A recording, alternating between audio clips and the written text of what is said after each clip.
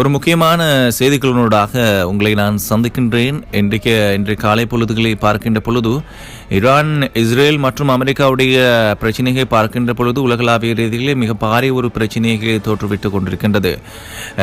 இன்றைய பார்க்கின்ற பொழுது ஈரானுவ நடவடிக்கைக்கான ஒரு முக்கியமான திட்டம் குறித்து அமெரிக்க மத்திய கட்டளை பீடம் ஜனாதிபதி டொனால்ட் ட்ரம்புக்கு ஒரு முக்கியமான விளக்கம் அளித்துள்ளது. சுமார் 45 நிமிடங்கள் நீடித்துள்ள இந்த சந்திப்பில் அமெரிக்கா சமீபத்தில் இஸ்ரேலுக்கு 6000 டன்களுக்கும் அதிகமான வெடிபொருட்களையும் தளவாடங்களையும் அனுப்பியதாக தெரிவிக்கப்பட்ட ஒரு தகவல் தான் இன்றைக்கு முக்கியமாக ஒரு பேசுபொருளாக மாறியிருக்கிறது. ஈரானுடனான போருக்கு முற்றுப்புள்ளி வைப்பதற்காக அமெரிக்க ஜனாதிபதி டொனால்ட் ட்ரம்ப் மிக பாரிய அளவிலான போர் நடவடிக்கைகளை மீண்டும் தொடங்க திட்டமிடுகிறார் என்ற யூகங்களுக்கு இது வலு சேர்த்துள்ளதாகவும் கூறப்படுகின்றது. அமெரிக்காவிலிருந்து வெளியான ஒரு தகவலை உறுதி செய்யும் வகையில் தான் இன்றைக்கு இஸ்ரேலின் பாதுகாப்பு அமைச்சரும் இதனை தொடர்பான தகவலை வெளியிட்டிருக்கிறார். இதனைத் தொடர்ந்து ஈரான் போர் தொடங்கியதிலிருந்து இன்று இஸ்ரேல் சுமார் 1,15,600 டன் இராணுவ பொருட்களை பெற்றுள்ளது. இது 403 முறை விமானங்களிலும் 10 முறை கப்பலூடாகவும் அமெரிக்கா அனுப்பி வைத்துள்ளதாகவும் ஒரு தகவல் ஒன்று கசிந்துள்ளது. அக்ஷியோஸ் வெளியிட்டுள்ள தகவலின் அடிப்படையில் ஈரானுக்கு எதிரான இராணுவ நடவடிக்கைக்காக அமெரிக்க மத்திய கட்டளைப்பீடம் ஒரு புதிய திட்டத்தை தயாரித்ததில் இதுவும் ஒரு முக்கியமான ஒரு விடயமாக பார்க்கப்படுகின்றது. ஈரானை பேச்சுவார்த்தைக்கு வர தூண்டும் நம்பிக்கையில் அந்த நாடு மீது குறுகிய மற்றும் சக்தி வாய்ந்த தொடர் தாக்குதல்களை தொடுப்பது குறித்து அமெரிக்க மத்திய கட்டளைப்பீடம் பரிசீலித்து வருகிறது. இதில் உள்கட்டமைப்பு இலக்குகளும் இடம்பெற வாய்ப்புள்ளதாகவும் கூறப்படுகின்றது. அது மட்டுமின்றி ஹார்மோஸ் நீரினை கைப்பற்றி அதனுடைய கப்பல் போக்குவரத்தை மீண்டும் அனுமதிக்கும் ஆலோசனையும் ட்ரம்புக்கு வழங்கப்பட்டுள்ளதாகவும் குறிப்பிடப்பட்டுள்ளது. ஆனால் அத்தகைய நடவடிக்கையில் தரைப்படைகள் ஈடுபடுத்தப்பட வேண்டும் என்பதையும் விளக்கியுள்ளனர். மூன்றாவது வாய்ப்பாக ஈரானிடம் உள்ள அதிக செறிவூட்டப்பட்ட யுரேனியம் கையிருப்பை பாதுகாப்பதற்காக சிறப்பு படைகளை ஈடுபடுத்துவதாகவும் குறிப்பிட்டுள்ளார். ஆனால் ஈரான் மீதான புதிய நடவடிக்கை தொடர்பில் இதுவரை ட்ரம்ப் எந்த ஒரு ஒப்புதலும் அளிக்கவில்லை என்பதுதான் ஒரு முக்கியமான விடயமாக பார்க்கப்படுகின்றது.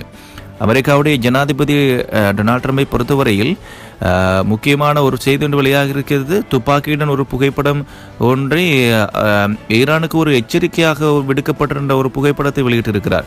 அமெரிக்க ஜனாதிபதி டொனால்ட் ட்ரம்ப் தன்னுடைய கையில் துப்பாக்கியுடன் இருக்கும் புகைப்படத்தை வெளியிட்டு இனி நான் நல்லவனாக இருக்க மாட்டேன் என ஈரானுக்கு ஒரு கடுமையான எச்சரிக்கை விடுத்துள்ள ஒரு புகைப்படம் ஒன்றை வெளியிட்டிருக்கிறார். ரைபிள் துப்பாக்கியுடன் தன்னுடைய ட்ரூத் சோஷியல் சமூக வலையத்தில் புகைப்படம் ஒன்றை வெளியிட்டுள்ள ட்ரம்ப் இனி நல்லவனாக இருக்க மாட்டேன், இருக்க போவதில்லை என குறிப்பிட்டுள்ளார். அதனைத் தொடர்ந்து அவரது பதவியில் ஈரானால் இணைந்து செயல்பட முடியவில்லை. அவர்களுக்கு அணு ஆயுத ஒப்பந்தத்தில் எப்படி கையெழுத்து போடுவது என்று கூட தெரியவில்லை என தெரிவித்துள்ளார். அவர்களை புத்திசாலித்தனமாக முடிவெடுக்க வேண்டும். அணுசக்தி திட்டம் தொடர்பாக அவர்கள் விரைவான முடிவை எடுக்காவிட்டால் அமெரிக்கா கடுமையான முடிவுகளை மேற்கொள்ளும் என்றும் எச்சரித்துள்ளார். ரஷ்ய ஜனாதிபதி புட்டினை நேரில் சந்தித்து ஈரானிய வெளியுறவு அமைச்சர் அப்பாஸ் ஆராக்சி ஆதரவை நாடிய நிலையில் ட்ரம்பின் இந்த மிரட்டலான கருத்து மிகவும் பரபரப்பாக பேசப்படுகின்றது. அதனைத் தொடர்ந்து இன்று அமெரிக்க ஜனாதிபதி Donald Trump German chancellor Friedrich மெர்ஸிற்கான அவர் மீது கடுமையான விமர்சனங்களை முன்வைத்திருக்கிறார். வியாழக்கிழமை வெள்ளை மாளிகையில் நடைபெற்ற நிர்வாக உத்தரவு கையொப்ப நிகழ்வில் பேசிய அவர் ஜெர்மன் சான்சலர் மிகவும் மோசமான பணியை செய்து வருகிறார் என்ற குற்றச்சாட்டை முன்வைத்திருக்கிறார். அவருக்கு குடியேற்றம், எரிசக்தி மற்றும் உக்ரைன் பிரச்சனைகள் உள்ளன. நீங்கள் அதனை பேத்து அவர் ஈரான் விவகாரத்தை தலையிடுகிறார் என்று குற்றம் சாட்டலாம். முக்கியமாக அவருக்கு குடியேற்றம், எரிசக்தி மற்றும் உக்ரைன் பிரச்சனை அதை பேத்து பாருங்கள். அப்படி இல்லை என்றால் இதுக்கு மாற்று வழியாக நாங்கள் மற்ற விடயங்களுக்கு நாங்கள் போவதற்குரிய சாத்தியக்கூறுகள் இருக்கின்றது மற்றும் எச்சரிக்கையாகவும் எடுத்திருக்கிறார். ஆனால் இதில் குறிப்பிடப்பட வேண்டிய ஒரு முக்கியமான விடயம் என்னவெனில் ஈரானுக்கு அணு ஆயுதம் வேண்டுமா என்று நான் கேட்டேன். அவர் இல்லை என்றார். அப்படியானால் நான் தான் சரியாக இருக்கிறேன் என்றும் தெரிவித்திருக்கிறார். ட்ரூத் சோஷியல் வெளியிட்ட பதிவில் இந்த மெர்ஸ் தனது நாட்டின் பிரச்சனைகளை சரி செய்யாமல் ஈரான் அணு ஆயுதத்தை தடுக்க முயற்சிக்கும் நாடுகளின் பணியில் தலையிடுவதாகவும் ட்ரம்ப் முக்கியமாக குற்றம் சாட்டியுள்ளார். அவர் குறிப்பிட்டதாவது, ஜெர்மன் சான்சலர் ரஷ்யா உக்ரைன் போரை களைவது கவனம் செலுத்த வேண்டும், குடியேற்றம் மற்றும் எரிசக்தி பிரச்சினைகளை சரி செய்ய வேண்டும், உலகத்தை பாதுகாப்பாக மாற்றும் முயற்சிகளை தலையிடாமல் இருக்க வேண்டும் என்றும் பதிவிட்டுள்ளார். இதற்கிடையில் ஜெர்மனியில் அமெரிக்க படைகளை குறைப்பது குறித்து ட்ரம்ப் எடுத்துரைத்த கருத்து பென்டகனில் பலருக்கு அதிர்ச்சியை ஏற்படுத்தியுள்ளது. இந்த கருத்து அமெரிக்கா ஜெர்மனி உறவுகளில் புதிய பதற்றத்தை ஏற்படுத்தியுள்ளதுதான் முக்கியமான ஒரு விடயமாகவும் பார்க்கப்படுகின்றது. அதனைத் தொடர்ந்து அமெரிக்கா மீண்டும் தாக்குதலை தொடுத்தால் அதன் நிலைகள் மீது மிக மோசமான தாக்குதல்கள் மூலம் பதிலடி கொடுப்போம் என்று ஈரான் கூறியதுடன் ஹார்முஸ் நீரிணை மீதான தங்களது உரிமை கோரிக்கையும் மீண்டும் வலியுறுத்தியுள்ளது. ஈரானுக்கு எதிரான அமெரிக்க இஸ்ரேலிய போர் தொடங்கி 2 மாதங்கள் ஆகியும் அந்த முக்கிய கடல்வழி பாதை மூடப்பட்டேதான் உள்ளது. இதனால் உலகிலே 20% எண்ணெய் மற்றும் எரிவாயு விநியோகம் தடை செய்யப்பட்டுள்ளது.